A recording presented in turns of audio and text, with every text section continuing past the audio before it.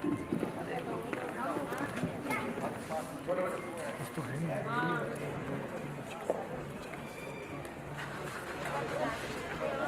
अभिशाप को वरदान बना सकती है गीता, कठिन से कठिन परिस्थिति को।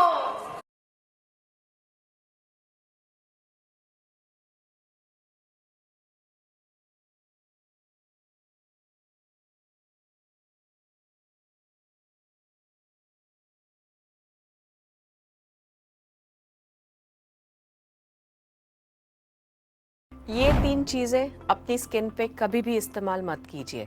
नींबू का रस, कॉफी और शुगर। स्थिति को आसान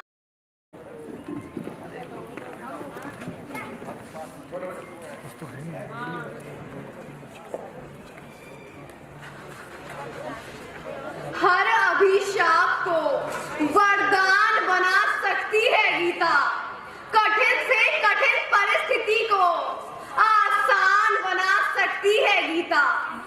भगवान श्री कृष्ण की वाणी पर हो यदि विश्वास, तो सामान्य से सामान्य मनुष्य को भगवान बना सकती है गीता, भगवान बना सकती है गीता।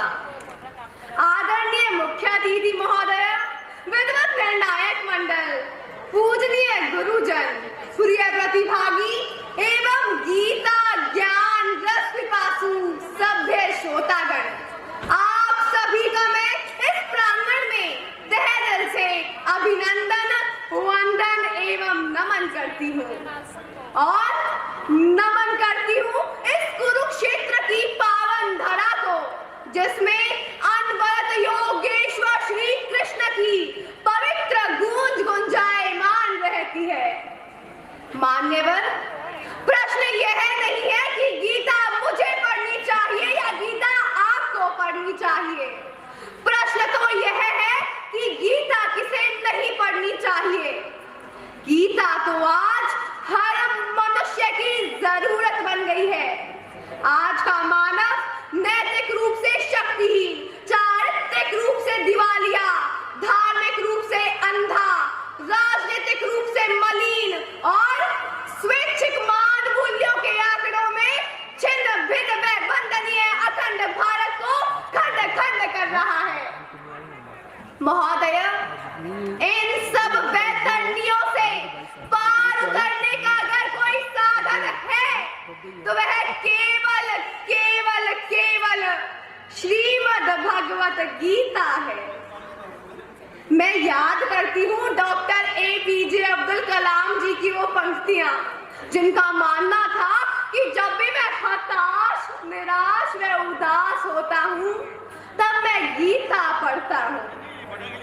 ममतामयी, करुणामयी गीता को मैं जितना समझ पाई, उसके अनुसार गीता तो हमारे हृदय का गीत है, राधा का मीत है और अर्जुन की सीख है, जो जीवन में पल पल घटित होता आकर्षण है। गीता तो सतत अनवरत ज्ञान का प्रवाह है, जिसमें डुबकी लगाते ही मानव के ज्ञान के कपाट उद्घाटित ही नहीं होते, अपितु मन भी निश्चल, निष्कपट एवं निर्मल हो जाता है। मैं तो कहती हूँ कि जीवन जीने की नई राह है गीता। नहीं समझा, नहीं जाना, नहीं समझा, नहीं जाना तो मानव जीवन ही बेकार है। जान लिया आपने गीता के महत्व को तो मानव जीवन ही साकार है, तो मानव जीवन ही साकार है। महोदय, शायद ही ऐसा कोई धर्म ग्रंथ होगा जिसके लिए इतना लिखा गया हो। ऐसा क्या विशेष है गीता में कि यह समय समय पर और भी ज्यादा महत्वपूर्ण और मार्गदर्शी बनती जा रही है? तो मैं तो बस यही कहना चाहूंगी कि गीता तो उत्तर है हर प्रश्न का, कि गीता तो औषधि है हर रोग की। प्रिय श्रोतागण, मैंने कई लोगों के मुखार बिंद से सुना है कि गीता को पढ़ो, लिखो, समझो, लेकिन मेरा अपना मंतव्य यह है कि गीता के संग जियो। महोदय, गीता को आज के परिप्रेक्ष्य में देखती हूँ तो गीता मुझे बड़ी प्रामाणिक नजर आती है। उस विपरीत परिस्थिति, विकराल घड़ी एवं भयावह बीमारी कोरोना को जब मैं याद करती हूँ तो रूह कांप उठती है, आंखें नम हो जाती हैं। ऐसी भयावह स्थिति को देखकर हमारे अपने असंख्य लोग अपने मनोबल के गिर जाने पर अपने आप से हार गए। गीता आह्वान करती है, सच है विपत्ति जब आती है, कायर को ही बहलाती है, शूरमा नहीं विचलित होते, क्षण भर नहीं धीरज खोते। मानव जब जोर लगाता है, पत्थर पानी बन जाता है, पत्थर पानी बन जाता है। महोदय, जो लोग गीता के सानिध्य में थे उनके लिए गीता ने कल्पतरु बनकर उनके उत्साह को कायम रखा। जो लोग गीता के सानिध्य में थे उनके लिए गीता ने कल्पतरु बनकर उनके उत्साह को कायम रखा। गीता में योगेश्वर श्री कृष्ण कहते हैं, उद्धरेत आत्मना आत्मानं न आत्मानं अवसादेत, आत्मैव हयात्मनो बन्धुर आत्मैव रिपुरात्मनः। श्रीमद् भगवद गीता में योगेश्वर श्री कृष्ण अर्जुन के मनोबल को बढ़ाते हुए कहते हैं, हे पार्थ, मानव अपने मन को उठाकर अपना उद्धार कर सकता है और अपने मन को गिराकर अपना पतन कर सकता है। मानव स्वयं का स्वयं मित्र और स्वयं का स्वयं शत्रु होता है, अर्थात हार और जीत तो मानव के स्वयं के हाथों में होती है। यह श्लोक हमें उत्साहित तो करता ही है, उसके साथ साथ हमें जीवन जीने की लालसा भी पैदा करता है। महोदय, गीता के प्रभाव का तो मैं प्रत्यक्ष उदाहरण हूँ।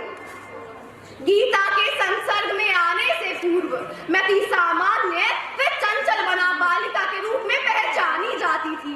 मैं अंदर ही अंदर अपने आप को कोसती रहती कि क्यों मैं कर्म से विमुख हूँ, क्यों मैं ज्ञान की प्राप्ति नहीं कर पा रही, क्यों मेरा मन आध्यात्मिकता की उपेक्षा कर रहा है। तब मेरे संस्कृत के अध्यापक ने मुझे गीता का वह श्लोक सुनाकर, कर्मण्येवाधिकारस्ते मा फलेषु कदाचन मा कर्म फल हेतुर्भूः मा ते संगोऽस्त्व कर्मणि, सुनाकर मुझे कर्म की ओर अग्रसर करते हुए सीख दी कि सोच मत साकार कर, अपने कर्मों से तू प्यार कर, मिलेगा तेरी मेहनत का फल, किसी और का ना तू इंतजार कर। धन्यवाद।